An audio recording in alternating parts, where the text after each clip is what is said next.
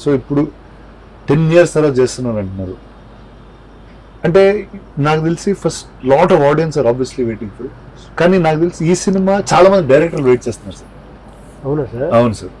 నాకు రిషబ్తో మాట్లాడాను, రిషబ్తో చెప్పాడు, ప్రశాంత్ చెప్పాడు, సందీప్ వంగ గారు చెప్పారు, రాంభూపాల్ వర్మ చెప్పారు. వీళ్ళందరూ యూఐ గురించి మాట్లాడుతూనే ఉంటారు సార్. ఎందుకు తెలుసా? చెప్పండి. ఏం చేయకూడదు అని వాళ్ళు డిసైడ్ చేశారు, నా ఫిలిం చూస్తారు సార్.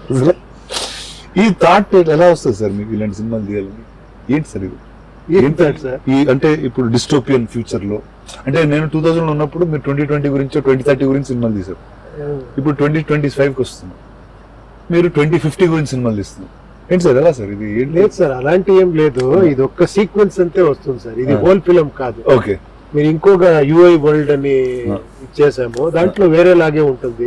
ఒక అమ్మాయిది ఒక ట్రోల్ సాంగ్ అని వచ్చింది, అది వేరేలాగా ఉంటుంది. అది అలా ఇది ఒక పార్ట్ అంతే సార్.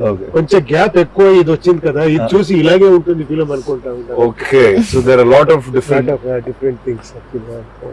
సో ఇప్పుడు ఏంటి సార్, కన్నడ, తెలుగు, తమిళ్, మలయాళం, హిందీ సార్. ఇక్కడ నుంచి అక్కడ బెంగళూరు, రేపు అక్కడ ఒక ప్రెస్ మీట్ ఈవెంట్ అని ఉంది సార్. అక్కడి నుంచి చెన్నై నుంచి డైరెక్ట్ గా బాంబే అంట, ప్లాన్ అయింది సార్. నెక్స్ట్ అక్కడి నుంచి బెంగళూరు. ఎంజాయ్ చేస్తున్నారు సార్ ప్రమోషన్స్? ఏంటి సార్ ఇలాంటి పెద్ద బాహుబలి రాణా గారు ఇక్కడ వచ్చి కూర్చుంటే, లేదంటే నేను ఇక్కడ 3 o'clock వచ్చి ఇక్కడ వెయిట్ చేస్తాను. నేను ఏం చెప్పినా నేను రాను సార్. మీ పేరు చెప్పారు, అది కల్ట్ ఫీలింగ్ వచ్చింది సార్. మళ్ళీ చూడండి, ఇది ఇది సార్.